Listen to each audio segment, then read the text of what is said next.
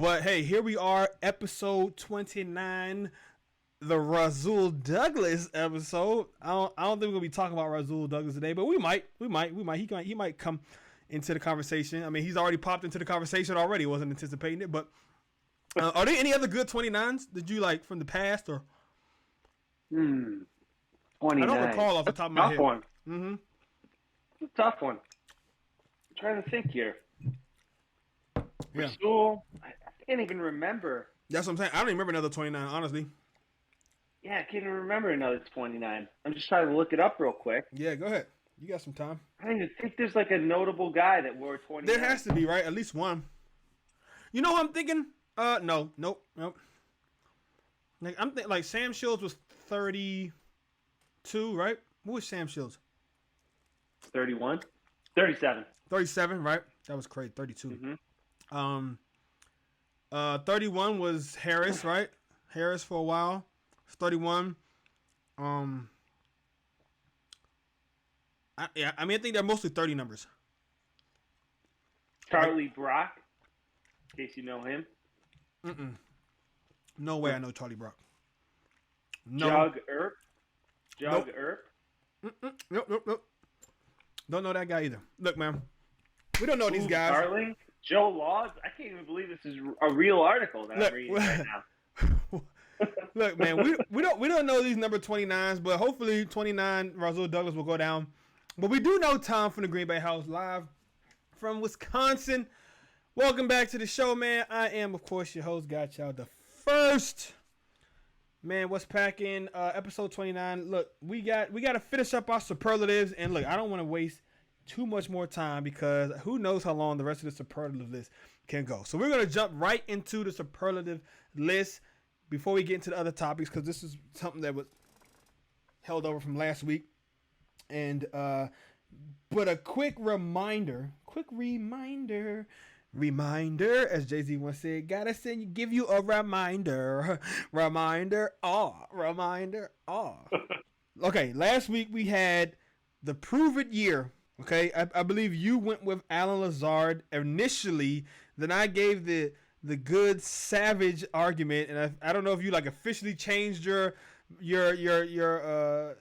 vote from Lazard to Savage, but you did acknowledge that was a really good call. I did. Yours is much better on that one for sure. Okay.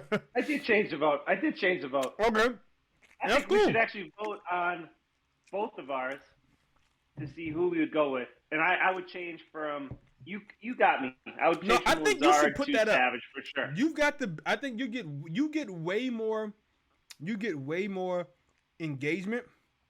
So I think after this is over, yeah, man, I'll send you the list and you can put them up. Would you rather, or who are the who has to prove a year more, Savage or Lazard, and then people can vote. Okay, who takes the bigger leap this year? I believe that you said Amari Rogers, that is, and I said to Daryl Slayton. I don't know. It's just like a dark horse that I was just kind of hoping for him. Options. I'm just hoping for him to take a leap because I'm just everything. All my choices are kind of like defense oriented. I'm all about the defense, so I'm just thinking like, how can this defense get even better? And if Slayton took a leap, that would just be great. Okay, so then we have could surprise, and you went with AJ Dillon. What is his name? What is his first and what does AJ stand for? It's a great question, isn't it? Do you know? I don't. You know? I know. I made it sound like I did know, right? I mean, you're never gonna guess. You'll never guess. I think it is. I have looked it up before, and I think it is something weird. One of awesome. those names are weird as fuck. It's awesome. Are you ready for it? Yeah. Algiers. Jameel William Dillon Jr. Okay, I knew one of them was kind of weird. AJWD. Oh, AJWD. AJWD. I know that's a Algiers. That's an interesting one. I wonder how they came up with Algiers. But yeah, man, Algiers. Just call him Algiers. Algiers, man. Look, bro, I think I am about to start calling him Algiers. If I think, and I feel like you might have the better one here. Or I said Stokes. I mean, which may sound kind of crazy. I was like, I just think I really want to go back and I want to do a deep dive on Stokes' first year, and I want to deep dive on Jair's first year, because just with the eyeball test, I honestly feel like Stokes had a better first year. It's quite possible with that experience coming back with everyone else that is also coming back on the defense. Is like, he might even have opportunities to sort of be lined up against lesser guys. It's like, or like you said, maybe Razul or maybe Jair goes to this. It doesn't really matter. I don't care who is where or lined up against who. There are just going to be opportunities for all these guys to shine, because there's not enough number one receivers for all these number one cornerbacks. And I do believe they are kind of all number one cornerbacks, honestly. So, we might be shocked there, but I think A.J. Dillon, man, because you know what? I didn't see the photos, but I finally saw the photos. My man fully embraced the bald head. That is a man. Look, and that was one thing that me and this other guy that I was doing this sports show with for a little bit, we got into this, not even debate, because we're both kind of like pro, like Jordan is the greatest of all time over LeBron. Mm-hmm. But then, honestly, I did hear this really good argument for LeBron. But I'll say one of the things that we kind of came out, like we were like kind of joking around, but also serious, is like the fact that Michael embraced his baldness. You know what I'm saying? He was like, fuck it, I'm going bald. I'm still going to be the best. He didn't have those insecurities. Kobe embraced it. LeBron has not embraced it. LeBron is trying to hold on to it. He's faking it. He's got the plugs, and he's getting it photoshopped, and when he's doing interviews, and he's getting the guys to put extra darken in it when he's on the movie and shit. They CGI in it for the freaking Space Jam.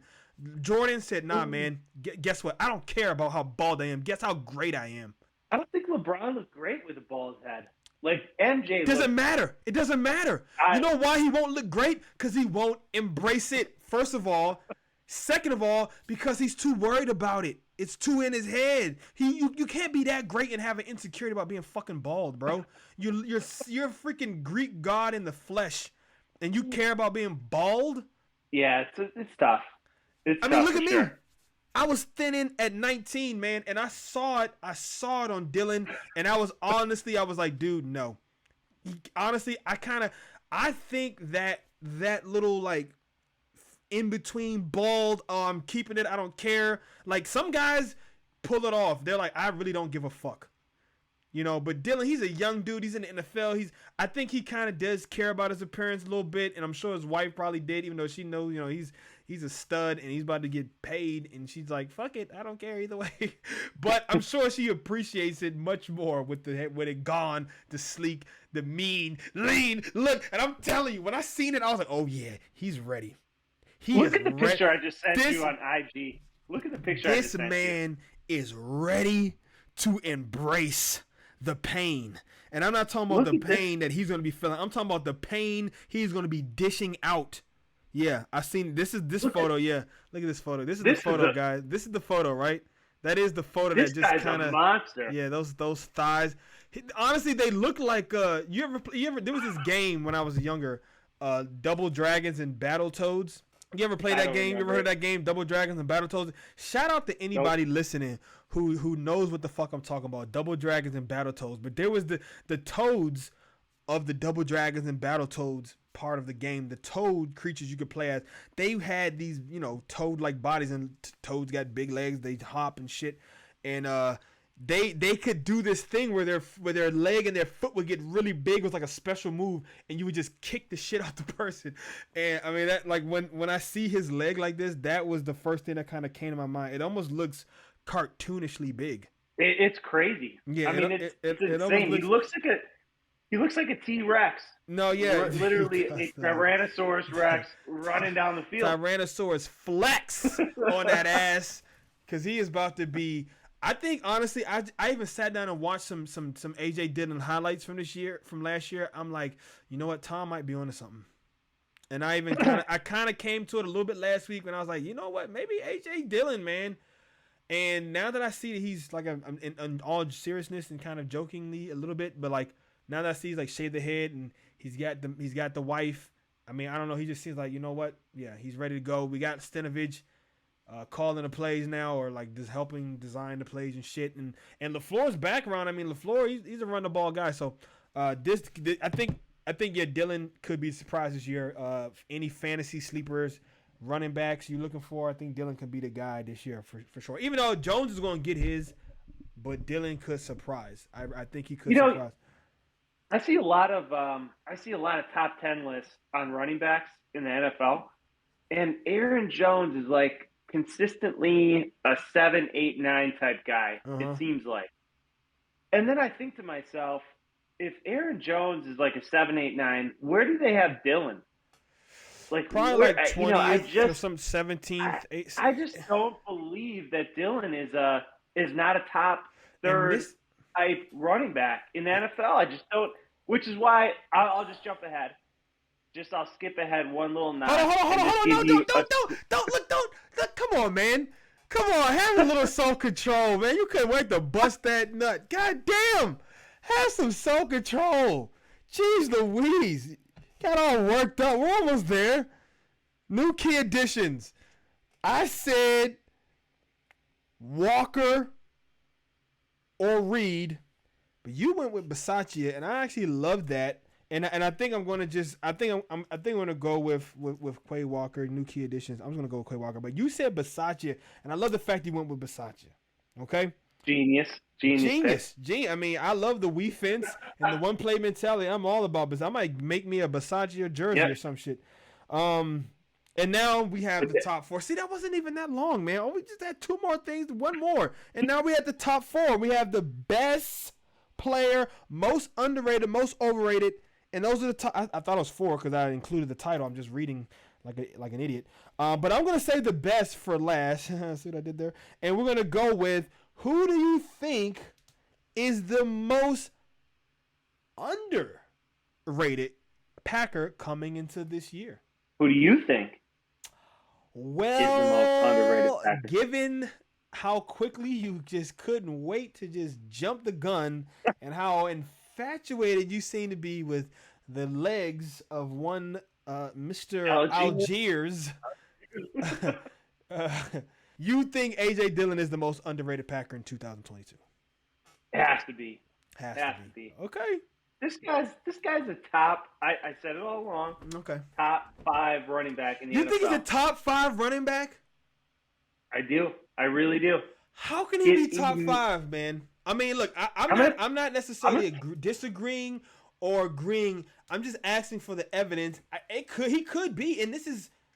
I'm gonna let you finish, but this is exactly why I wasn't so crazy. I didn't think they had to re-sign Aaron Jones as much as I value the running back position and as much as I value Aaron Jones. I just think that it's just so easy to find really talented guys at receiver and running back, man. Yeah, especially at running back. In hindsight, I don't know. I like Aaron Jones on the team. I think it's fine, and I think you could let this go another couple of years, and then maybe you pay A.J. Dillon the big money.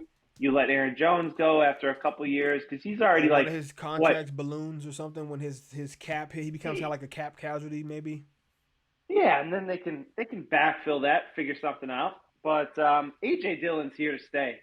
I mean, he's not going anywhere. No, he's not going anywhere. He's gonna be here for a long time, and he's gonna be the number 1 running back at some point in time. It's only a matter of time, if not this year. I think they give him the bulk of the carries. I just don't see a scenario where this guy just doesn't dominate. I can't say it enough. I just think he's so underrated, so undervalued. The guy just loves it here. He works his ass off all the time. He looks like an animal. He looks like a monster when he's running around. He does, and he looks like a monster. And the thing about it is, as I'm thinking about this and even listening to you, and I'm like, you know what, maybe he is underrated, but I still think that his running mate is underrated. So it's like, sure, and I think there's, and man, we didn't get to my guy yet, but there's a lot of people I think underrated, and I feel like some of it comes back to Aaron Rodgers. You know, I feel like everybody sort of just kind of gets their contribution is diluted by the fact that everyone just gives outside of the organization, outside of the fan base, and honestly, even inside the fan base, some people give a lot of the credit for the winning to Rodgers, but of course, he gets none of the blame for losing, only the credit for the winning. Mm-hmm. And so when the narrative is one guy is so great and so transcendent and just so incredible that he can just carry an entire franchise, no matter who else is around him, it's like a lot of other guys end up being underrated. And especially if you're not, the receiver who's getting all of Rodgers' passes. So it very well could be AJ Dillon, and I mean maybe Dillon is a top 5 running back, but I mean, okay, give me your top 5 then. Running backs? Yeah. Who's number 1? Probably Derrick Henry. Definitely Derrick Henry is number 1. Would have to be number 1. Yeah. Number 2. Me personally. Let me just refresh my list. Okay, we got. Personally, I'm a number 2. I'm a Alvin Kamara and number 2 guy. Either Alvin Kamara or I would even give you what's that boy's name? Okay, so you got Dalvin Cook, McCaffrey, you got Aaron Jones right up there, you got Alvin Kamara, but those are all kind of the same type of guys. They are kind of all the same type of guys, but I do think there's levels. You know what? I think you're absolutely right. I think they are very much all the same kind of guy, which is a very good kind of guy to have, honestly.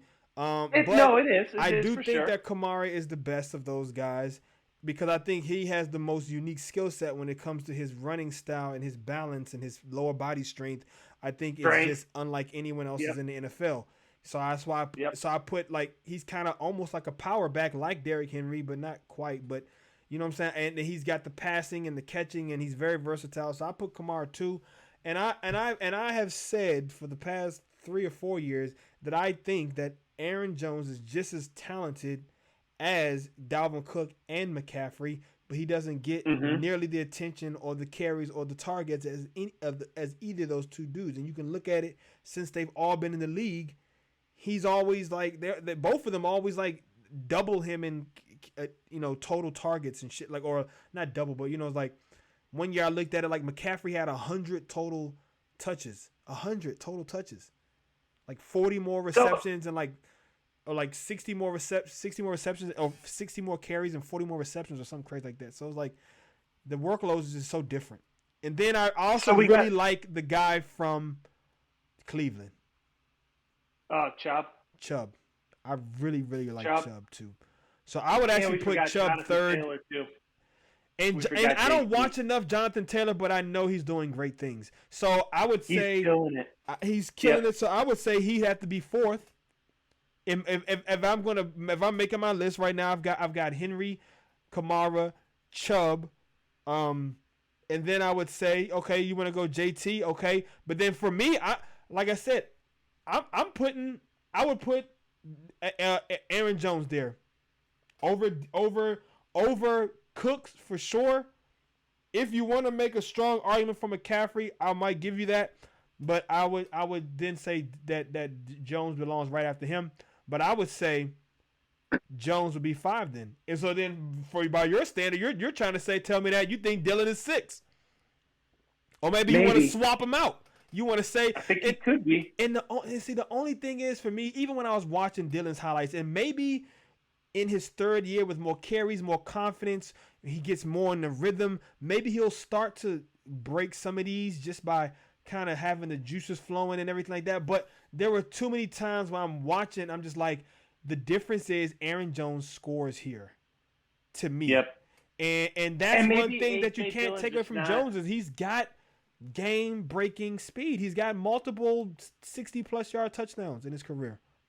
And maybe he's just not quick enough. I don't know. Yeah, I don't think. Yeah, like he's quick for his size, but he doesn't have that sort of. I wouldn't even say maybe Jones has elite quickness, but I do think Jones has. He's fast. For sure. He's. I don't know. Whatever might be under elite. Whatever might be under elite, but it's better than good. But it's not like quite like the fastest you've ever seen. I don't think, but it's definitely upper echelon. I'll put it like that. He's got upper echelon. He's got top shelf quickness. You know what I'm saying? So I don't know. It's gonna be interesting. You see, where they play Dylan.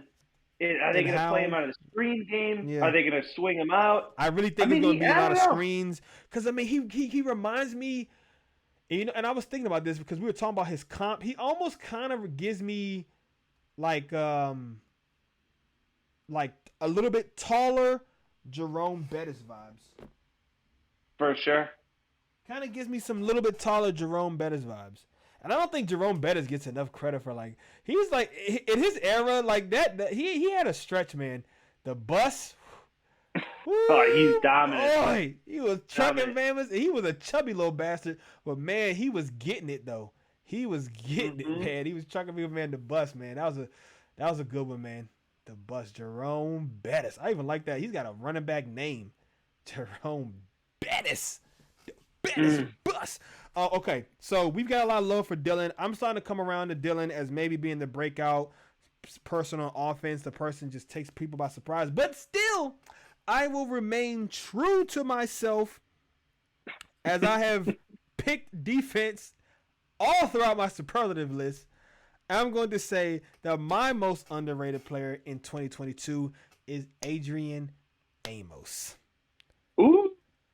Because honestly, every time when I was allowed on Twitter, I would be scrolling and just seeing all kinds of stats. He's number one in this, number one in that, hasn't allowed this and this many that's. And I'm just like, he's not flashy. He's not rah-rah. He's not,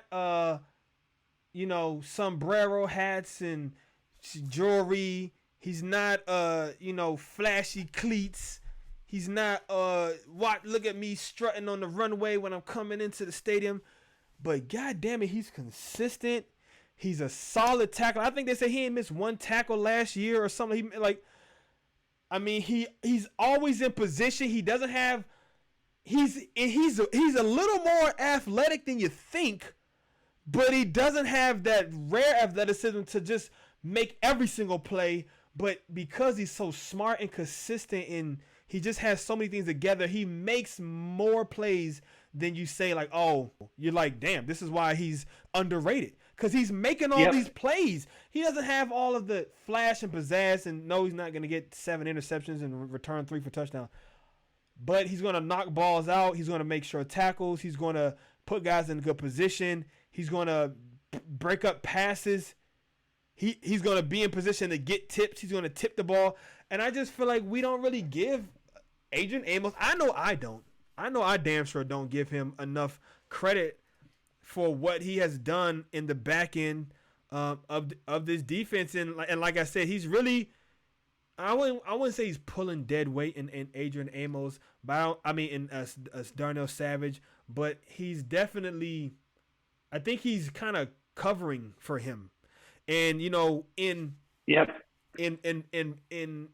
but it also is a testament really to how good he is because, a lot of people don't want to talk about this, but since Adrian Amos left, I do believe that Chicago Bears all-pro safety Eddie Jackson has not been all-pro. Mm-hmm.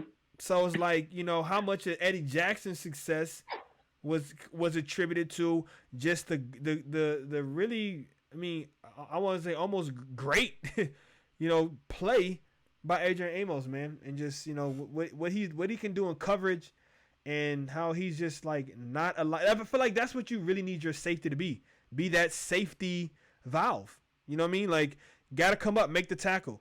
Got to be able to get in position to affect the pass. Maybe don't pick it off. Maybe don't tip it. But damn, the quarterback couldn't really feel like he put it right we want to because here you come over the top.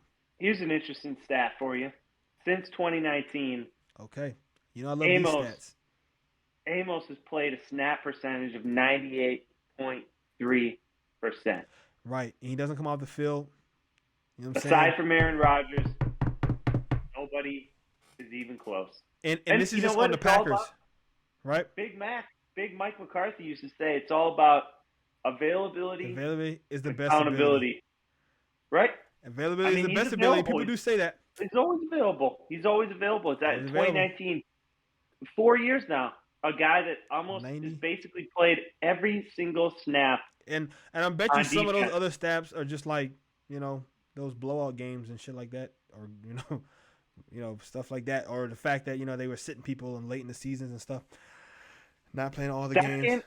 Best rated coverage safety since 2017, according to PFF. That's what I'm saying, man. It's like because he's just not super flashy. And he doesn't. I mean, like even when he makes plays, you don't see him leading the charge to go down and celebrate.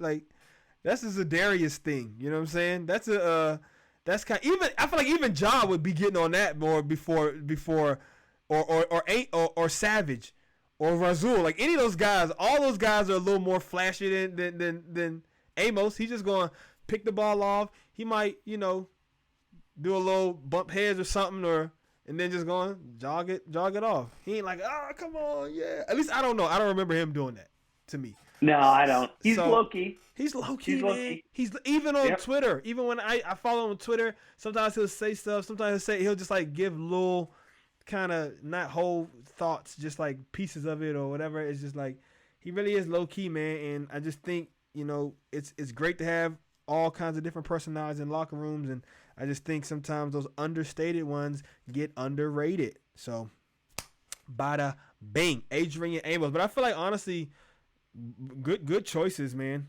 Good choices. I like your pick. I think that's a smart pick for sure. Yeah, good choices, man. But I mean, I like Dylan too, man. I like Dylan, but you got Dylan. You double dipped on the Dylan. Maybe I might be watching too much quad. You got all your TVs just on Dylan's quads and Dylan highlight tapes and Dylan YouTube channel, matchups. Right? Softball matchups, Dylan's high school highlights. Okay, now we've got most overrated Green Bay Packer coming in to 2022, and I mean, this could be a doozy. This could be a doozy. Who you're gonna take? You want me to go first? Ultra controversy. Well, Give it to me. I mean, look. I'm not gonna mince any words here. Everybody knows how I feel about Mr. Aaron Charles Rodgers. Okay. ACR 12. ACR 12. And I was tempted to put him as the most overrated Packer, but it's I have to really ask myself what does that really mean, most overrated? I mean, surely not his play, obviously. I mean, the dude, whether I believe he deserved to be whether I necessarily believe he deserved to be MVP last year, doesn't mean he didn't put up some MVP numbers. I still think, like I said, it could have went to Brady or possibly even Stafford, honestly. I mean, for sure. But regardless, he put up good numbers, okay? But still, I have to ask myself,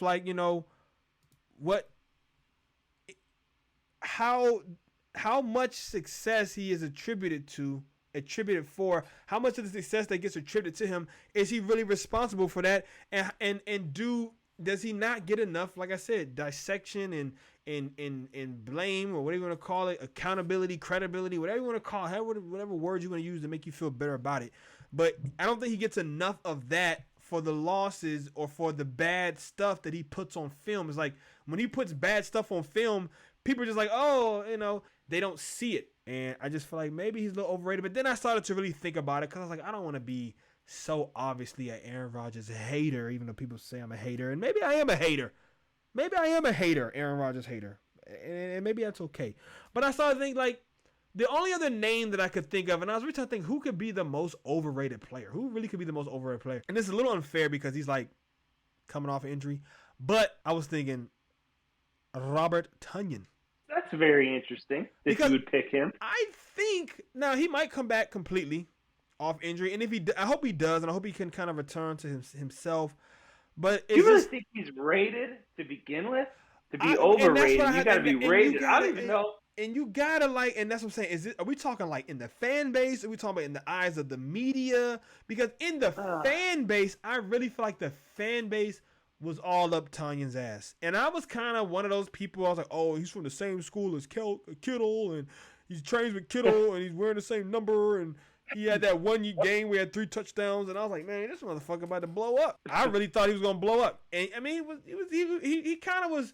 He didn't blow up immediately out the gate, but then he got injured. But he definitely had some impact, and you can see how he can be a player he can be. So I feel like a lot of, and nobody was believing in Jay Sternberger. I don't even, he's gone and shit. He's not even here no more. And then DeGuara is like, also 2 years in a row injured. But I mean, there's this other guy that the Packers have, this tight end that the Green Bay Packers have. His name keeps escaping me, but I mean, some people are saying like he might be a surprise this year, or he might be kind of a key little X factor cog. But I just really feel like so many people were just really high on Tanyan after that kind of a little bit of a hey, look at me year. I don't even call it a breakout year, but it was like, hey, look at me. I got some skills. And then the injury, so it's just, I don't know. Like, I was really just kind of digging. But really, honestly, I would just say Aaron Rodgers is the most overrated Green Bay Packer coming into this year, because I really don't think the team needs him per se to win. There are some people who feel like, oh, the Packers wouldn't be anything without Aaron Rodgers. Like, really? Like Josh Allen couldn't come in here and take this team somewhere, or Mahomes, or fucking Stafford, or hell, what's that motherfucker? The backup for the Ravens looked pretty goddamn good to me, honestly. Like, I'm like, man, if we had that dude, we might be all right, for real. So it's like, because look what he was able to do with that team. I mean, look how he was able to make the Ravens competitive down the stretch in that division against some of the people they played. So don't sit here and tell me that Rodgers is this all in that with one ring to show for his fucking Hall of Fame 4-time MVP career and a bunch of embarrassing playoff performances. He can't really be all that, and I think he's overrated as his value to the team. His value as a quarterback, just isolated from team success or team cohesion or whatever you want to call it, like contribution. Yeah, his value is maybe you could say immeasurable, or the measurements you have for it is clearly the best or one of the best. Quarterback rating, no interception, touchdowns, yards, whatever the fuck you want to, all of that. But when you put him in the context of a team environment, I don't think he is as good for this team as people think.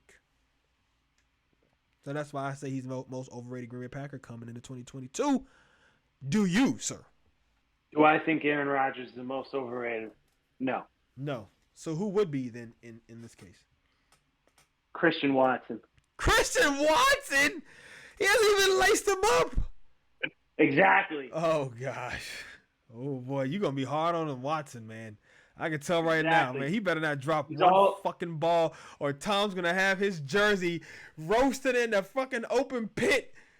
People got Watson jerseys that I see all over social media. They're taking down around town, or you see them around social media? I see people tearing Devontae's jersey off the wall and putting up Watson jerseys. That's happening. Yeah, people are going to. That's what I'm saying, man. That's why I asked the question last week. Are you still fans of Devontae Adams? Because it's like, I don't know, man. I feel like people are really turning on Tay. I was really, and I guess some people taking it personal because he's like, I don't know, like the comments and how he's trying to like say Derek Carr and stuff like that is got talent similar to Rodgers. But it's like, come on, people. Like, the dude, he never got in trouble. Yada, yada, yada. It's like, come on, man. I don't care about that. But yeah, people are treating Watson like we picked this guy number 1 overall. Yeah. That's what I feel like with Packer fans. Okay. Like, you got to take it easy. Everybody's got to calm down. Yeah. This guy probably isn't going to be good, at least for 2 or 3 years. Probably isn't going to be good. Okay. Great at all. Yeah. All right. And people got him anointed as like the next best thing since sliced bread. I just don't buy it. I think he's undersized. I mean, a lot of guys can be undersized though. He's skinny. Tavon Diggs is undersized. Skinny. Trayvon Diggs. Which one? What's the receiver? The receiver, brother. He's undersized. I mean, Tyler Lockett is way undersized. And I love me some Tyler Lockett. Stephon Diggs. I could only think of his brother's name. Bigger than Christian Watson. You think so? Sure. Yes. No Look it up. way. Give me some height, weight situation. Hold up. Where we go? We go Pro Football Focus. No, Pro Football Reference. That's the #1 source of all football information. If it's not Christian Watson, it's Royce Newman, the most overrated. Royce Newman? How are we gonna have any O lineman catching any strays in this argument? Oh, no O lineman should be coming up. Even though when I said coming off injury, I was thinking you might have thought I was about to say David Bakhtiari. No, I didn't think you'd say that. But he might be maybe that golf cart is overrated. I think that's what it is. Yeah, he's 6'5", 200. Okay, Pro Football Focus, y'all really beefing up everybody. I don't think he's 6'5". I think he's probably 6'4". The 200 I'll give him. But they said Diggs is 6 feet. He's probably more like my height, 5'11" 3/4, which is almost 6 feet. But it's still a difference when you put on the cleats, and other guys have on cleats. But yes, Watson is 6'5", 200. So we gotta start doing like Shannon and Skip and betting something on these, some Mountain Dew or something. Well, I don't fuck with Mountain Dew, but we gotta bet some brews or something on it. They can't bet brews because they're a family television network. Family programming, but we aren't. God damn it! So we can bet all kinds of stuff. Let's bet some cocaine. So I mean, Lazard's 6'5". He's got 1 inch and like 20 pounds on Watson. No, I think Lazard. Like I said, man, I said it last week. I was super, super high on Lazard coming in this year. I really thought, and maybe he still can be the guy I thought he was going to be coming in. But after I just saw how he handled his offseason situation, I just lost a little faith in Lazard. I haven't lost any confidence in him, but I have lost some faith in him, which means, he got to show it to me now. Before, he didn't have to show it to me. I was going to just kind of give him the benefit of the doubt, because faith, we all know, even if you're not a Christian, I feel like you know what faith is things you can't see, but you still believe. I don't see. I gotta see. She's got to come out and catch 90 balls or 80 balls for more than 1,000 yards and double-digit touchdowns. Lazard's antics are questionable in this offseason, for sure. I don't like the way he's acting. Yeah, from the get-go. We talked about it. Yeah, we talked about it too much. I mean, we can rewind the tape on that. Everybody knows but the feelings. But you know what, man? What I realize is, this sports talk radio, so that's all there is to do is talk about it. So you can never talk about it too much. That's all there is. I was very pro Lazard. Me too, a couple of weeks ago. Me too. And then all this, me three. All this mystery started coming up, and controversy not showing up to mandatory team workouts. Not signing his tender for $4 million. Not signing his tender to the last second. Trying to get more money. Coming in, showing up, and leaving. Coming in late, grabbing a plate, and leaving before they even say the grace. Man. He came late, grabbed the plate before they even said the grace, and left. Stuffed a couple muffins in his pockets. Some pastries. He was from mad the it wasn't some millions. breakfast. That's why he's like, man, I'm gonna take these muffins like they was these Stuffed millions. A couple like those continental breakfast pastries and just wrapped it up in a napkin. Couple of those little butter squares, little butter packet, them golden butter packages that's already soft, so it's easy to spread on the butter. Didn't even get a cocktail.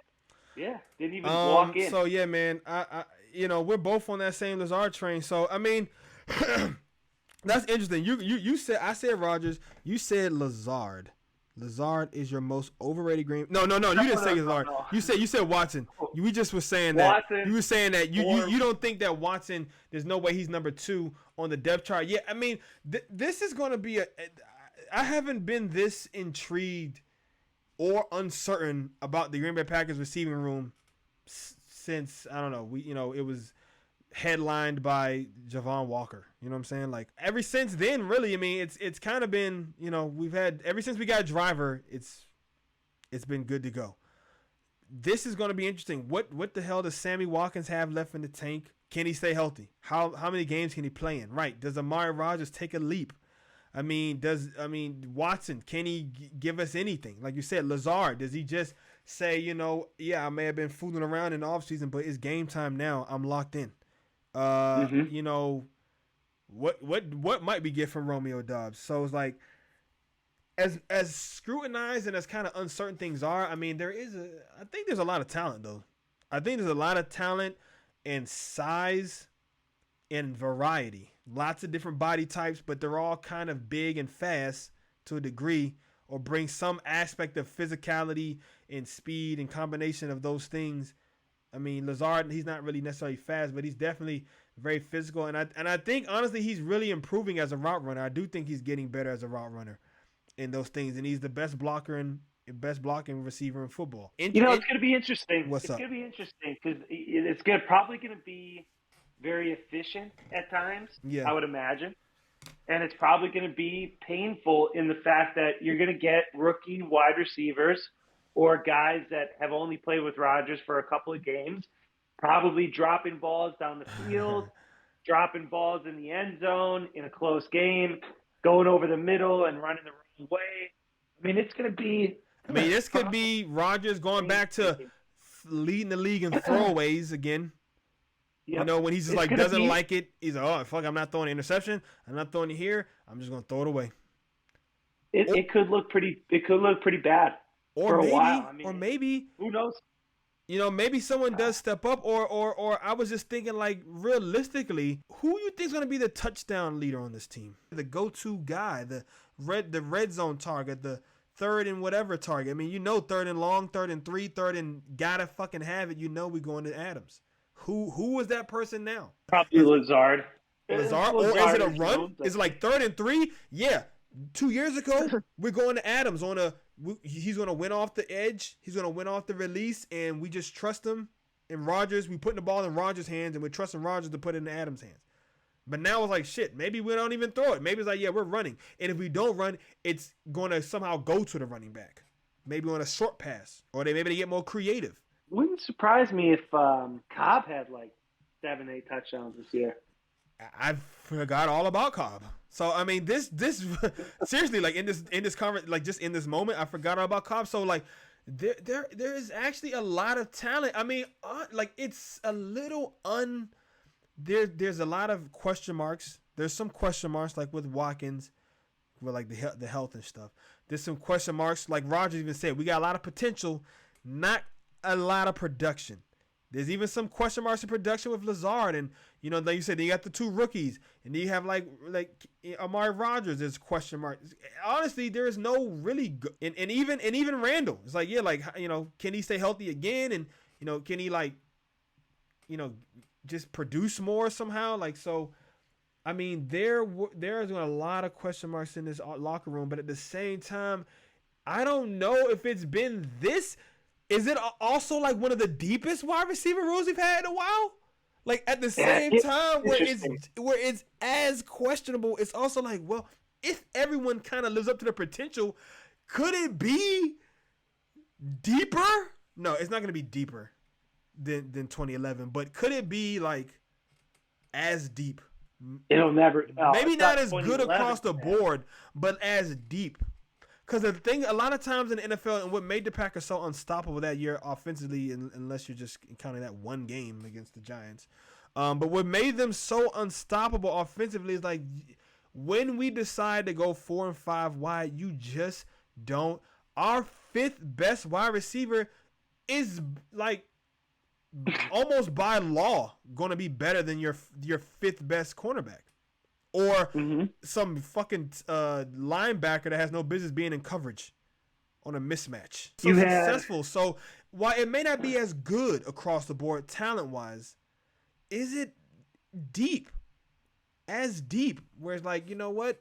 The ceiling isn't as high, but the floor ain't as low as you think. Randall Cobb could be an interesting character this year to see what he does. Like, he could be a guy that doesn't have a lot of yards and catches, but like you said, just has like 8 touchdowns. I feel like Rodgers hasn't had as many long bomb touchdowns like he did early on when he had Jordy and Jennings kind of cranking at the same time. I mean, there was one point in time in Rodgers' career where when they did that play action and you just saw him like do that long boot out, you knew. I could have just turned off the TV. It's like Jordy for 6. You know what I'm saying? Or Jennings for 6. I didn't need to see the end of the play.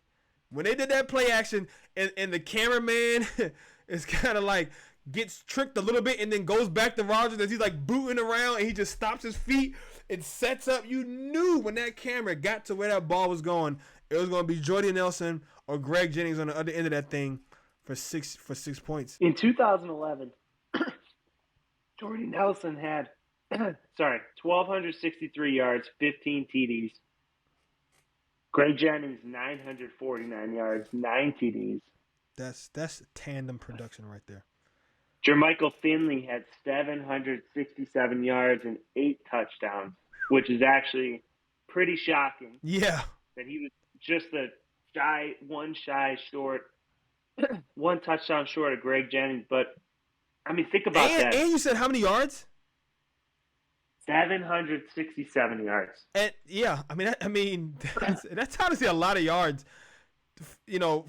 But it's like that. One guy have 1,200, another guy have 9, and another guy have 7. I mean, and they all had like 8, 9, 12. You know, a lot of touchdowns. That's pretty damn good, man. You know, I think J. Mike could have been easily the best Packers tight end of all time. Wow, really? You don't think so? His career ended at 26. Oh, you mean like if he would have played it out? No, if he would have played it out. I was like, wow, that's kind of like, yeah, for sure. No, for sure. I feel like a lot of fans, that's what's like, man, Green Bay Packers fans, like, man, as much as they love you, they'll hate you just as equally, especially if they feel like you, like, if you're being, I don't know, like a hater to Aaron Rodgers or some shit. But it's like, yeah, man, people really turned on J. Mike. I'm like, dude, nah, this guy was a beast. And honestly, like, yeah, he was getting scraps.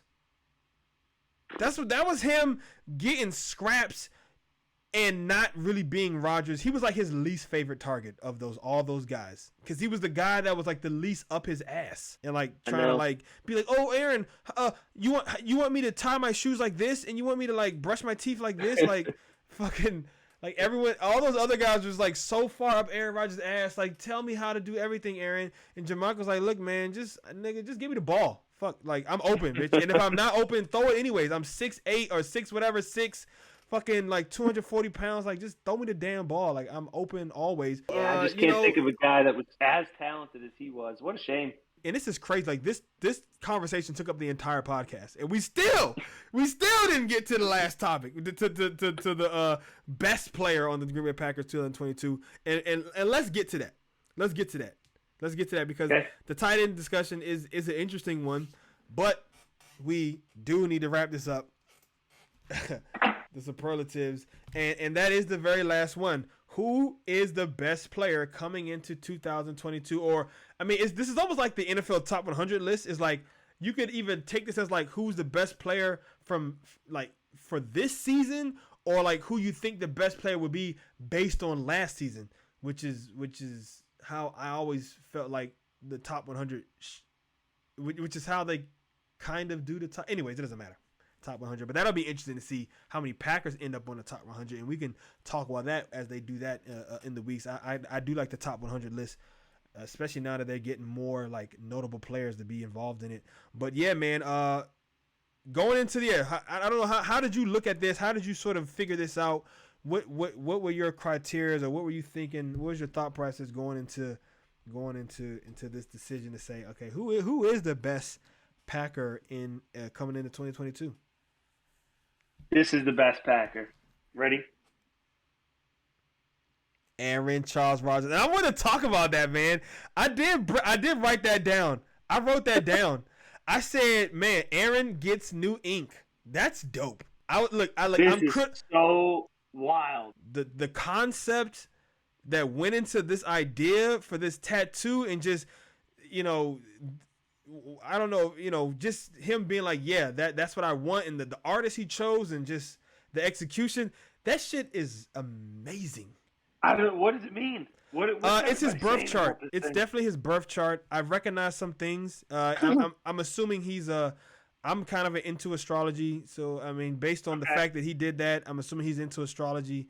And basically, your birth chart or your natal chart, as some people call it, is like basically like the day you were born, the time, and the location. Okay. And then based on those things, you can sort of, it gives you all these different coordinates. They basically, it tells you on the day and the time and the city that you were born, this is the location of all the planets, because all those things rotate, right? And depending on when they rotate and when they align at certain times, certain eclipses happen and certain energy waves get. I mean, people like to make fun about like retrograde and all this kind of shit, but it's like there is a certain science to the mysticism where it's like, so when you have a fucking thing as big as a planet rotating out in space and you got a bunch of these planets rotating around each other, it is going to affect the other planets in the rotation, and it is going to make certain things happen on a very sort of like, there's some things that aren't necessarily perceivable to us humans for whatever reason. And maybe at one point in time, before we had all this technology and all this fucking smog and all this shitty chemicals in our bodies, and we were more in tune with nature, and we were walking around on our fucking feet and touching the ground all day long, and we rose and slept with the sun, and we weren't up all night fucking binge watching and you know what I'm saying, doing all this kind of crazy stuff, and we really were in tune with the universe and shit, like, not to sound too cheesy, but that kind of stuff, that's why I do believe in it, because it just kind of makes sense to me. Big things moving create vibrations. So, and we are all vibrations and energy and shit. I mean, that's fucking been proven. So, Rodgers is kind of out there, and that's the one redeemable quality for me about Aaron Rodgers. I feel like if we just like rolled up some blunts and like took some acid, me and him could probably have a really fucking great conversation. For sure. But then, once that wears off, he's just gonna be kind of I think it's really just his media persona. He really wants to be so private, but then I feel like once he realized being so private just allowed people to say whatever the fuck they wanted to say about him. And like after a while, he just kind of got sick of that. Like when you're young and you're making money and there are people saying shit about you, but more people at that time were just talking about how great he was and how revolutionary he was. And then there's some people like that, but he's also fighting with his family. It's like, people are like, well, everyone fights with their family and shit. But now, like, he's kind of like, the hype has sort of worn down. We've got younger, sexier models in the league now that we can just kind of drool over, like Mahomes and Watson and Allen, right? We can all just drool over all these guys. And Rodgers hasn't maintained that salivation for him because he hasn't kept winning championships, right? And so now it's like people have more shit to just throw at him and for it to kind of start sticking. And so I think he came to a point where he's like, well, I need to start kind of controlling this narrative a little bit because it's just not true. I don't feel like, not because it was most because I do think it's about like, first of all, most people want to be loved. Okay. Let's just get that out of the way. Everybody wants to be loved and liked and appreciated and fucking all that kind of stuff. But it's also like, you also don't just want negative things that aren't true said about you. So he started kind of giving us a little bit of his personality, but then still kind of being a douchebag and then still trying to like kind of be mysterious and then still trying to be, I think he was just trying to do too many things. And it's just like, I'm just kind of like put off on all the media part. I just want the guy that talks sometime with McAfee and some of these other interviews. And when he just gets into his, pseudoscience, mysticism talk, and I believe in aliens. That's the motherfucker I really like. And that's the person I think is like, honestly, he's really more invested in that person than he is in the football player Aaron Rodgers. You know what I'm saying? And it's not really a bad thing. It's just not good for the team. Yeah, I agree. My best player, I thought about Rodgers. I really did. Give it to me. And while I do think on just in the NFL, sort of hierarchy, of course, quarterbacks, are valued higher, but that doesn't necessarily mean that I don't agree necessarily with the value of quarterbacks. I do believe they are very valuable, and it's better to have a great quarterback or Hall of Fame quarterback than not. But I really strongly believe that you don't have to have that to win a Super Bowl. And in some cases, rare cases, I think this is sort of a rare case, of Aaron Rodgers, where it's like his greatness sort of subtracts from the team's greatness in a sense, or the team's ability to Could get be. where they want to Could go. be. And so to me, the antithesis of that would be Devontae Campbell. Yeah, it's a good pick. Thought about that. Because it's like, whereas sort of the better Aaron plays, you know, certain elements are elevated, but the whole sort of suffers. It's like, as soon as Devon Dre, damn, we got too many people with these D names and stuff. As soon as Campbell, because now we got Devon Dre Campbell. Okay. As soon as Devon Dre was introduced into this lineup, everybody around him got better. I mean, yeah. I saw Preston playing better run defense and being in better spots and being more disciplined. You know what I'm saying? I'm seeing the back end play with more discipline. I'm seeing the guys up front play with more discipline. I'm seeing, you know, the middle of the defense, which for such a long time was like the dread, immediately just got better, and we just saw them improve every week. I mean, sure, it's a season. It's a tough, long season. There's ebbs and flows. And I'd much rather, we've kind of talked about this, I'd much rather ebb and flow than just sort of build up, and then pray the wave doesn't crack before the Super Bowl, because if it does, you're fucked. Yep. Because it goes all the way back down to, I'd rather go like this and just be like, if we're doing this, we have better chances of hitting the high at the right time. And shit, you might be able to hit them all within the same game. Like, damn, we had 2 highs and 2 lows in the same game. Thank God the highs were in the second and fourth quarters and not in the first and third quarters, and the lows were in the wrong quarter. So it's like, if you're doing this, man, you can ride that wave a lot better than just one big thing like this. I mean, yeah, that's great. I guess that looks real pretty on the little fucking, when you're riding the wave and the whole thing's, but it's like, it's just scarier, and I think it's too much pressure for Aaron Rodgers. He needs the up and down, and just be like, look, man, you don't got to be perfect. You can whatever. The defense is going to be the common denominator. Because, you know, and because honestly, I feel like that was Woodson's mentality.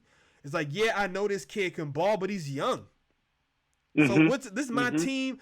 I'm the fucking big man on campus. I come in, Hall of Famer, fucking Heisman Trophy winner, legendary, athlete, legendary figure in sports, especially football. And immediately he changed everything. Defense gets better. Yada yada. We know the rest is history. Super Bowl 2 years later. Well, you had not 2 years later, but a couple years later. You had 3 All-Pros on this team. One of them's gone. Right. That leaves 2. So if you're going to say who's the best, then easily you could make a case for either Aaron Rodgers or Devon Dre Campbell. The 2 remaining All-Pros, yes. Yeah. And, you know, who's more important to the team, though? I mean, that's where, you know, I think at this point in time, it has to be your quarterback. But you have to ask yourself, is that just what you are supposed to say? Because you're supposed to – are you just saying that because that's what you're supposed to say? Because that's what they're telling you? Man, the quarterbacks are the most important people. Who was more important to that team on the 2011 Packers? Aaron Rodgers or Charles Woodson? I mean, who was the backup? Matt Flynn? I'm just saying, like, do they even get to the Super Bowl if Woodson isn't back there making the defense the number 1 second-ranked defense in the NFL? We saw Rodgers lose multiple shootouts. We've seen this team be the best offense in the league and come up short. So that's what I'm saying. I've lost all faith in Aaron Rodgers. Zero faith. Do I have confidence in his ability? Yeah. But am I going to sit here and be like, he's the best, he's this, he's that, I expect him to? No. So I'm putting all my faith now in the defense.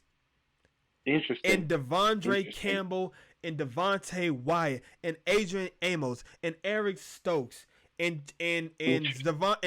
Darnell Savage and Preston Smith and Kenny Clark, okay, and Jair, Mr. Bank of Ja Alexander, and of course my sleeper for Defensive Player of the Year, Mr. Rashawn Gary. Ooh. That is my And I'm surprised I didn't put him on my list. And the reason why I didn't put him on this list anyway, because I don't think it's a leap year for him. It's not a take a leap year. I think his take a leap year was last year. Yep. While you might really see a big uptake in production, I don't really look at it as a leap. You know what I'm saying? Prove it year. It's not the prove it year. It's not really the prove it year. I think he proved it. I mean, you could maybe look at it as a prove it year if you want to get real abstract with it, like prove that you are this guy we think we are. But I feel like a prove it year should be more reserved for someone who hasn't shown us anywhere close to what we think they need to show us. Or like you said, they're like their time is running up. His time is nowhere near up in Green Bay. He's not a new key addition, and I don't think he's going to surprise.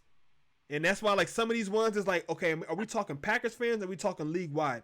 Because even league-wide, people are starting to talk about Rashawn Gary now. For sure. Like, hey, we need to look like when you think about, he had a lot of pressures.